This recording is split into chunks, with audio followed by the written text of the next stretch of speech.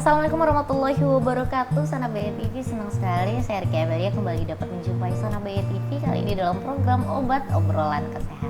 Dan untuk episode kali ini Sana BE TV saya sudah bersama dengan narasumber istimewa saya, ada Bapak Afrianto MKes DPH. Bapak, iya. Assalamualaikum Bapak. Waalaikumsalam warahmatullahi wabarakatuh. Apa kabarnya Pak? Sehat. Sehat ya. Dan Sana BE TV, beliau ini merupakan Ketua Bidang Riset dan Pengembangan Teknologi Kesmas Ikatan Ahli Kesehatan Masyarakat ataupun IAKMI Pemda Bengkulu, benar ya Pak? Iya benar. Dan juga Sana BE TV untuk obrolan kesehatan kali ini kita akan berbincang-bincang mengenai penanganan sampah rumah tangga. Ya benar Pak? Iya benar. Nah Pak, ini kalau kita berbincang-bincang mengenai sampah rumah tangga ya, ini kan untuk jenis-jenis sampah sendiri banyak. Ya. Nah untuk hari ini mungkin kita akan bahas mengenai sampah rumah tangga. Ya. Nah, ini untuk definisi sebenarnya Pak dari sampah rumah tangga ini sendiri seperti apa sih? Mungkin jenis-jenisnya atau sampah seperti apa yang disebut sampah rumah tangga? Oke ya. Ya sampah rumah tangga itu umumnya dihasilkan oleh rumah tangga kan dalam proses ya kayak misalkan dia ada kegiatan misalkan apa ya, sampah itu misalkan dalam bentuk sampah sayuran, sampah-sampah yang organik dan organik seperti itu. Tapi pada prinsipnya ada 3 proses dalam pengolahan sampah rumah tangga. Dia menggunakan prinsip 3R, yaitu reduce, reuse, dan recycle. Di tahapannya juga ada tahapan dalam pemilahan, pengumpulan, pengangkutan, dan pembuangan. Jadi dia sampah yang dihasilkan dari kegiatan rumah tangga. Kegiatan rumah tangga, oh ini biasanya mungkin sampah-sampah yang dihasilkan dari dapurnya ibu-ibu bisa jadi ya Pak ya. Iya. Pak, ini tadi disebutkan ada 3 untuk pengelolaan ya Pak ya, untuk pengelolaan sampah rumah tangga ini. Nah itu berarti bagaimana Pak, dari pengumpulannya sendiri memang harus dipisah-pisahkan menurut jenisnya, sampah basah, sampah kering, atau plastik, atau seperti itu Pak maksudnya? Iya, ada pemisahan apa ya namanya sistem tong sampah ya, kontainer. Ada sampah yang ya seperti umumnya, sampah basah, sampah kering, dan sampah yang bisa dijual kembali. Sampah basah mungkin nasi bekas, sayuran, juga ya sampah-sampah rumah tangga lainnya. Kalau sampah kering yang bisa dalam bentuk kertas, juga dalam bentuk plastik dan sebagainya, dan juga ada sampah yang bisa dijual kembali seperti kardus, ya bisa diambil oleh pemulung maksud saya seperti itu, ya bisa dijual kembali. Jadi memang sebenarnya untuk pengelolaan sampah-sampah ini sendiri tadi itu baiknya memang dipisahkan ya Pak ya, untuk pengumpulannya mungkin di rumah juga ini dipisahkan tong sampahnya atau mungkin plastik sampahnya gitu. Kenapa sih Pak harus dipisahkan seperti itu? Ada sebabnya juga nggak? Sebenarnya kalau di Kota Bengkulu kan, ini kan ada aturan sekarang ini kan per tanggal 31 Januari itu kan harus ada dua badan ya yang mengelola sampah. Itu pertama dari lingkungan hidup, itu yang mengelola sampah perkantoran dan pasar. Nah, yang untuk sampah rumah tangga itu dikelola oleh LPM, Lembaga Pemberdayaan Masyarakat di kelurahan kan. Nah, itu pengelolaan sampah tersebut nanti jadi kalau kita lihat di masyarakat itu ada 2 tipe orang. Satu yang membayar iuran sampah yang tentunya dilayani oleh LPM untuk membuang sampah ke TPA, dan yang lainnya tidak membayar iuran. Nah, nanti mereka kan membuang sampahnya kan sembarangan aja di kontainer-kontainer yang disiapkan oleh Dinas Lingkungan Hidup. Nah, per tanggal 31 Januari itu akan ditarik semua. Jadi mereka mau buang sampah kemana? Nah, seperti itu. Jadi maksud saya gini, kalau tingkat rumah tangga mereka memiliki pola dalam pemilahan sampah, ya tentunya volume sampah itu akan bisa dikurangi. Ya karena kita kan seperti yang kita ketahui, pembuangan sampahnya di Kota Bengkulu ini kan ke TPA. TPA itu kan sekarang kan sudah beban sampah di sana sudah semakin lama semakin banyak dan belum dipindahkan juga seperti itu. Oke, jadi sebenarnya alasannya kenapa sampah ini harus dipisahkan mungkin dari plastik sampahnya ini agar nanti pembuangannya juga lebih gampang ya Pak ya? Lebih gampang ya, lebih gampang. Oke, tapi mungkin untuk ibu-ibu sendiri Pak di rumah ini kan ibu-ibu kadang suka malas ribet. Biasanya ini sampah rumah tangga disatuin aja semuanya, apakah itu sampah plastik, sampah kering, atau sampah basah sendiri. Nah ini sebenarnya ada dampak nggak sih Pak untuk kesehatan mungkin? Iya, sebenarnya kalau sampah itu kan kalau dia menumpuk itu bisa mengakibatkan ya pengumpulan bakteri, virus di sana kan. juga dapat ya kalau dihubungkan dengan drainase dia bisa menghalangi perjalanan air dan akibatnya mengakibatkan banjir dan sebagainya. Ya, tapi kalau misalkan ya kalau sampah tersebut menumpuk dan mencemari sumber air minum, itu kan bisa mengakibatkan diare, tipes dan sebagainya. Juga bisa meningkatkan perkembangan jumlah lalat yang pada akhirnya dapat meningkatkan ya berhubungan dengan penyakit juga. Seperti itu.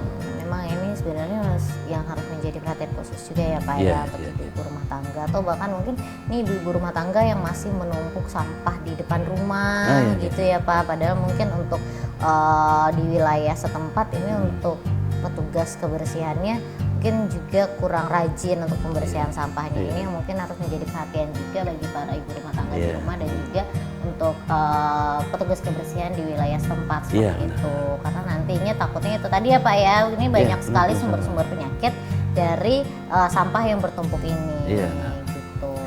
Baik, dan juga ini Sana BYTV, kalau misalkan Bapak untuk ataupun pengelolaan sampah ini sendiri tadi Bapak bilang kalau misalkan di Bengkulu sendiri ini untuk pembuangan akhirnya kan tempat pembuangan akhir di Bengkulu sendiri ini bagaimana Pak? Tadi sempat disampaikan bahwa ini sudah sangat menumpuk ya Pak ya untuk kondisi saat ini. Iya, kalau kita lihat berita-berita online ya banyak ada beberapa ini apalagi pada musim hujan. Apalagi yang seminggu lewat yang alat beratnya rusak kan. Jadi pengelolaan sampah di TPA yang menggunakan sistem open dumping, jadi dia kan penggalian dan penguburan itu kan tidak bisa dilakukan dan akhirnya para pembuang sampah yang dari LPM juga dari Dinas Lingkungan Hidup itu tidak bisa sampai ke tempat pembuangan itu secara maksimal. Nah, jadi dengan misalkan penanganan sampah di rumah tangga itu dilakukan dengan baik, ada beberapa model yang bisa diterapkan sebenarnya.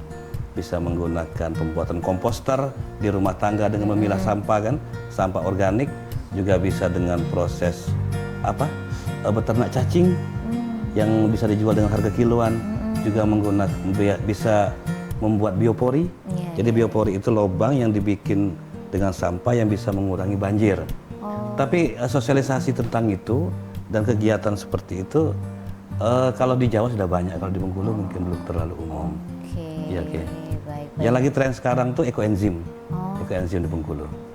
Nah ini mungkin bisa nanti dijelaskan lebih dalam ya Pak ya tentang itu. Tentang tadi juga sudah menyampaikan ada sosialisasi di Bengkulu terkait dengan pengelolaan sampah juga kurang gitu. Nanti mungkin akan kita bahas lebih lanjut dan juga dari IAKMI sendiri ini bagaimana mungkin ada program-program juga ke depannya ini bagaimana terkait dengan pengelolaan sampah yang akan disosialisasikan mungkin ya Pak ya ke masyarakat Bengkulu. Dan bersama BYTV kita akan rehat dulu sejenak, jangan kemana-mana, tetap di Obat Obrolan Kesehatan.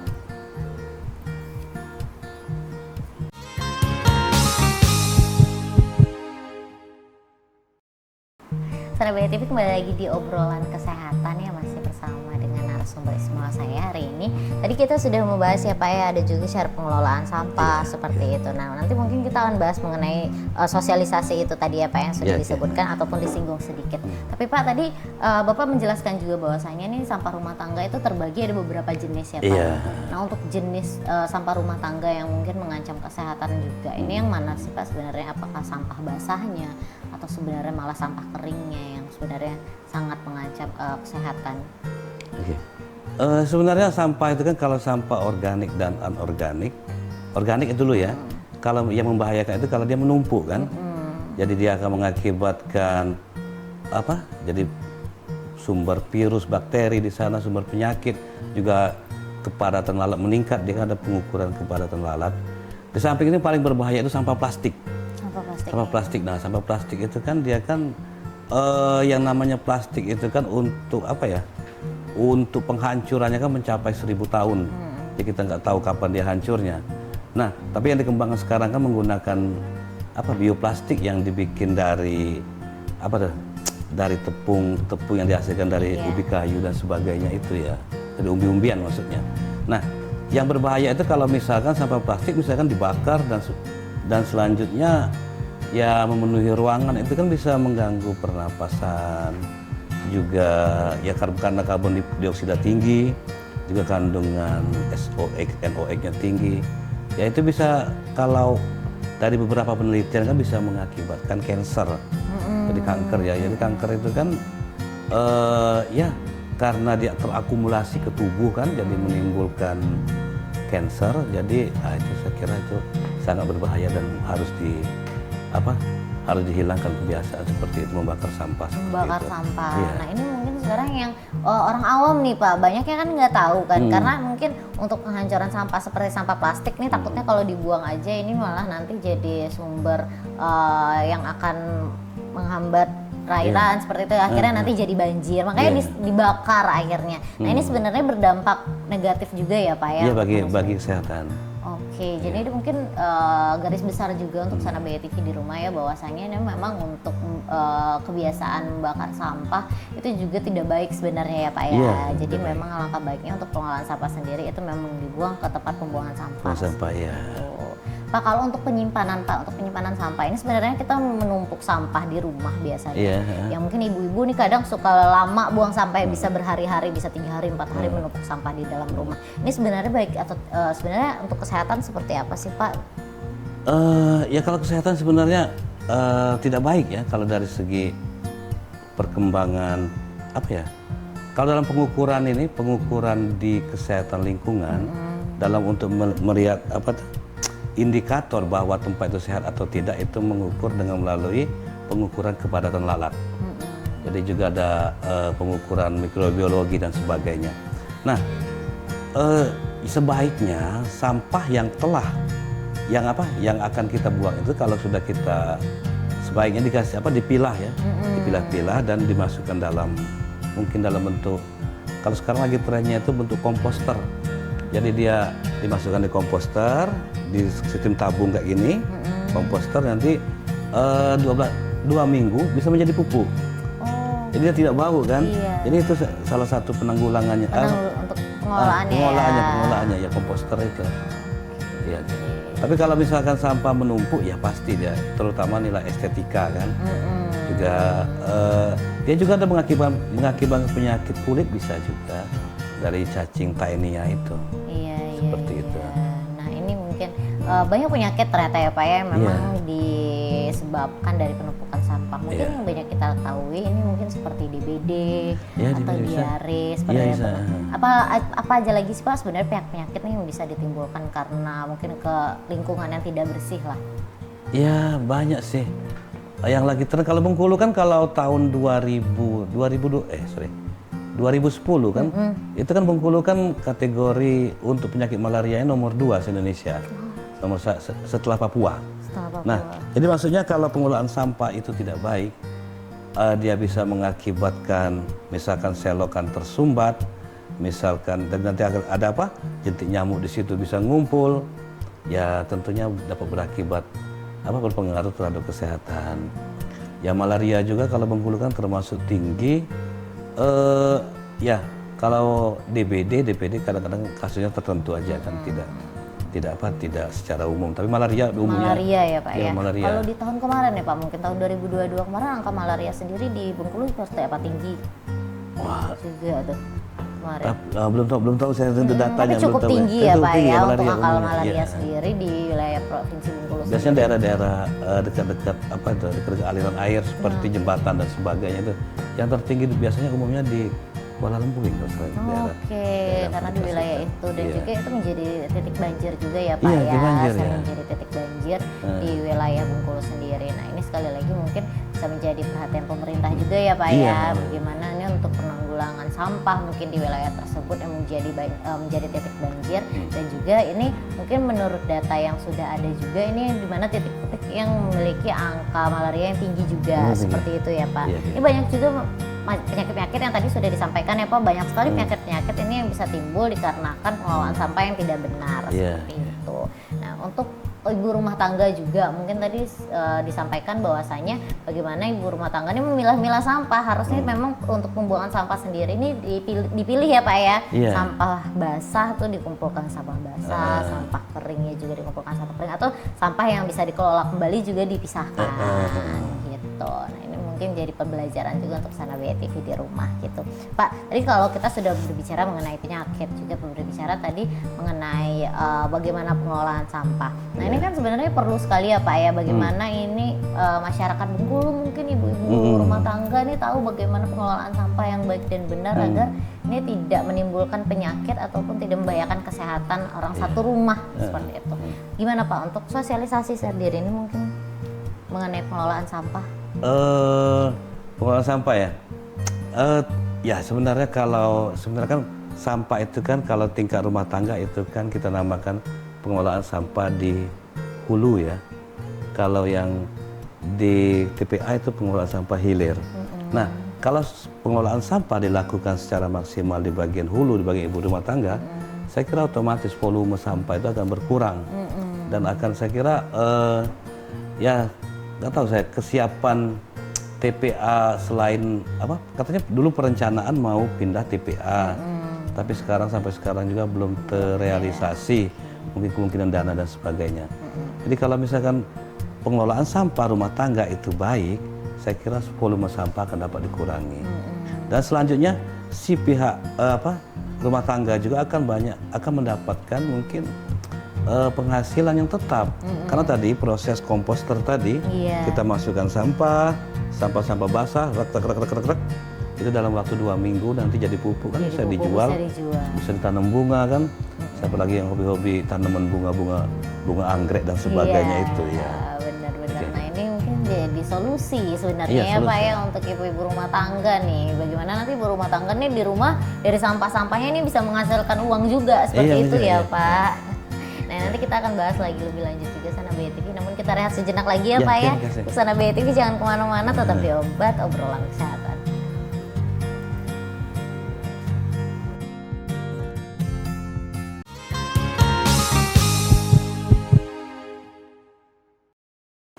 Sana BE TV kembali lagi masih di Obrolan Kesehatan ya, kita masih berbincang-bincang mengenai pengelolaan sampah rumah tangga ini. Tadi ternyata banyak ya Pak ya solusi-solusi ini untuk pengelolaan sampah agar sampah-sampah ini tidak menumpuk dan tidak mengancam kesehatan keluarga yang ada di rumah gitu. Nah ini bisa menjadi solusi juga untuk ibu-ibu rumah tangga nih, bagaimana itu juga solusinya bisa mendapatkan uang tambahan juga ya Pak ya tadi yang jadi pupuk nih, pupuknya bisa dijual seperti itu. Pak, kalau dari IAKMI sendiri Pak, ini ada program-program tidak sih Pak mungkin untuk disosialisasikan ke ibu-ibu rumah tangga terkait dengan pengelolaan sampah? Ada rencananya tapi nanti sih dalam bentuk ini mungkin ya pengelolaan sampah. Nah rencana kita nanti pengelolaan itu bank sampah, nanti dia dalam pengelolaan sistem kayak BPJS itu jadi healthcare jadi dia pengelolaan sampah menggunakan bank sampah, dana yang terhimpun bisa untuk membantu warga dalam hal misalkan kalau seandainya warga itu sakit, nah keuangan sampai ke situ jadi istilahnya healthcare system kayak gitu. Oke, luar biasa. Jadi memang sudah ada program ya Pak ya, nanti rencana, mungkin akan dijalankan. program. Sudah ada rancangan program yang mungkin nanti akan dijalankan yang terkait juga tentang pengelolaan sampah rumah tangga ini sendiri. Pak, kalau tadi tuh ada satu yang Bapak bilang bahwasanya ini bisa sampah basah ya Pak ya dijadikan pupuk. Kalau yang lainnya ada tidak Pak? Mungkin solusi-solusi lain untuk pengelolaan sampah? Ya, yang untuk sampah basah ya, sampah basah. Kalau sampah basah itu kan bisa untuk pupuk, bisa kalau sampah-sampah dari pohon-pohon kayu itu bisa untuk biopori. Jadi biopori itu lubang, kita bikin lubang kayak saluran pembuangan air, itu bisa untuk mengurangi banjir. Tapi banjir-banjir tahap perumahan. Tapi kalau seperti banjir yang besar tidak bisa lagi. Jadi sistem kayak apa? Jadi kita masukkan sampah di biopori itu lubang ya tergantung dari pipanya, misalkan pipa 4 in. Itu kita bisa panen sampahnya, panen per 2 minggu sekali dikeluarkan. Kita bisa gunakan untuk tanaman dan sebagainya. Jadi sampah modelnya sampah sampah tanpa pembakaran, bukan sampah kompos. Kalau kompos kan dia menggunakan pembakaran. Ini sebenarnya ibu-ibu rumah tangga nih harus lebih pintar dan cerdas juga ya Pak ya, harus lebih cerdik nih mencari solusi bagaimana untuk pengelolaan sampah agar sampah-sampah rumah tangga ini tidak menumpuk di rumah dan menjadi sumber penyakit. Pak, kalau misalkan juga nih untuk malaria atau DBD juga. Ini kan juga diare. Ini kan sebenarnya karena kesehatan lingkungan ya Pak ya. Sebenarnya bukan mungkin hanya ibu-ibu rumah tangga mungkin udah jaga nih rumahnya bersih, tapi untuk lingkungan sendiri Pak, ini kan kadang lingkungan tuh masih kotor atau mungkin yang masih tinggal di lingkungan masih terbilang kumuh seperti itu. Nah ini bagaimana sih Pak untuk kita menjaga kesehatan kita sendiri nih? Oh ya, ya kalau kita seperti kita ketahui kalau misalkan nyamuk itu kan dia kan perkembangannya kan dari jentik nyamuk kan, jentik nyamuk pupa dan nyamuk muda, nyamuk dewasa dan sebagainya. Ya sebenarnya kalau umumnya dilakukan itu mengurangi apalagi musim hujan, paling tidak air tergenang itu dikurangi ya dengan dengan ya banyak cara menanggulanginya kan. Terus yang terpenting sekarang ini kadang-kadang kita menguras bak kan, menguras bak mandi. Menguras bak itu sebenarnya jentiknya itu dibuang dulu, baru kita kuras baknya. Kadang-kadang orang menguras bak itu baknya sudah banyak jentik, langsung dibuka. Jadi jentiknya pindah, bukan kita membasmi jentik, akhirnya memindahkan jentik. Nah, apalagi kalau musim hujan, saya kira itu sangat berbahaya sekali kan. Nanti kita kan seperti yang kita ketahui ya, kalau proses nyamuk itu kan ya cepat perkembangannya kan. Jadi maksudnya kita jangan memindahkan jentik, kita harus membasmi jentik itu. Ada juga yang lagi tren dulu ikan cupang ya, tapi sekarang kan ya nggak tahu tiba-tiba hilang ya. Ya. Sebenarnya dia bisa mengurangi jentik nyamuk tersebut. Oke. Nah ini apalagi sekarang Bengkulu sering sekali diguyur hujan ya Pak ya. Itu tadi. Nah ini harus diperhatikan. Banyak air tergenang tadi. Iya banyak air tergenang, mungkin juga dikarenakan sampah yang menumpuk gitu. Jadi mungkin aliran-aliran itu terhambat seperti itu. Jadi makanya itu akan ada penggenangan air. Pak, kalau misalkan untuk menjaga kesehatan sendiri nih Pak, selain menjaga kesehatan mungkin dari Bapak sendiri, ini kan Bapak juga merupakan Ketua Bidang Riset dan Pengembangan Teknologi Kesehatan Masyarakat ya Pak ya. Nah, untuk kita menjaga kesehatan lingkungan sendiri Pak, mungkin ada tips dan triknya tidak nih yang harus dibagikan juga untuk Sana BI TV di rumah mungkin untuk menjaga kesehatan lingkungan seperti apa? Mungkin tips dan triknya, silakan Pak. Ya, saya kira kalau untuk kita cerita tentang sampah, jadi kalau untuk menjaga lingkungan itu ya kita yang awal kita lakukan itu mengurangi volume sampah. Jadi kalau volume sampah kita kurangi, selanjutnya kebersihan rumah dijaga, dan mungkin juga ini kita dari segi lingkungan ya, saya kira gotong royong pembersihan tiap hari misalkan, tiap seminggu sekali atau Jumat bersih juga bisa kan, Jumat bersih di RT juga bisa dilakukan, juga misalkan ya banyak sih, yang jelas jangan membiarkan air tergenang, itu saja saya kira. Harus diperhatikan untuk kebersihan tempat tinggal ya Pak ya. Gitu bagaimana, ini bukan hanya pribadi tapi mungkin juga nih dari pemerintah setempat, pemerintah daerah seperti RT RW ya Pak ya, bagaimana mungkin lebih sering adanya gotong royong untuk pembersihan. Gotong royong per minggu mungkin ya, gotong royong per minggu. Gotong royong per minggu itu perlu, tapi kadang-kadang kan karena aktivitas keluarga kan, mereka selalu sibuk, akhirnya kadang-kadang saya lihat di RT kami itu ketua RT sendiri yang bergotong royong, yang membersihkan kan, yang warga lainnya ya banyak sibuk kondangan dan sebagainya. Ya kadang-kadang mungkin hal seperti itu harus harus dibiasakan. Harus lebih sadar ya Pak sadar terkait dengan kesehatan lingkungan setempat gitu, mungkin bisa ada gotong royong rutin seperti itu ya Pak ya. Itu mungkin wilayah-wilayah yang rimbun, yang banyak menjadi sumber nyamuk. Sumber nyamuk. Jadi memang banyak sekali ini Sana BI TV yang bisa kita ambil dari hari ini. Ini informasi-informasi baru juga untuk Sana BI TV, bagaimana tentang pengelolaan sampah juga, bagaimana harus menjaga kebersihan lingkungan juga, bagaimana ini nanti tidak akan menjadi sumber penyakit. Karena yang paling bahaya tadi juga ya Pak ya, ini mungkin tidak boleh ini membakar sampah ya Pak, karena itu nanti bisa menimbulkan penyakit kanker. Ya banyak itu. Jadi yang lagi pembakaran sampah itu nanti kan karena dia proses bahan kimia yang biasanya yang terkena, yang umumnya itu COX ya, karbon dioksida itu kan. Ya dia tuh efeknya pada paru-paru dan bisa mengakibatkan kanker itu, kanker paru-paru dan sebagainya itu. Ya, jadi sebenarnya, tapi sekarang kan lagi tren penggunaan sampah-sampah yang daur ulang itu kan, penggunaan sampah plastik yang yang bisa didaur ulang, yang bisa didaur yang ulang. dari bahan-bahan ubi-ubian. Iya. Tapi yang kalau Mungkin belum terlalu banyak iya, ya belum Pak ya banyak, iya. sekarang gitu. Benar-benar ini mungkin penggunaan sampah plastiknya, penggunaan plastik yang harus dikurangi nih. Jadi kalau misalkan ke pasar mungkin bisa bawa tas sendiri Bisa, ya Pak bawa ya. sendiri, ya. Atau penggunaan sedotan juga diganti. Sekarang kan sudah banyak yang menjual sedotan stainless Ya, seperti kayak itu. Jadi tidak ada lagi penggunaan sedotan plastik Iya, begitu. Banyak sekali sebenarnya cara-cara untuk kita mengurangi pemakaian plastik. Iya.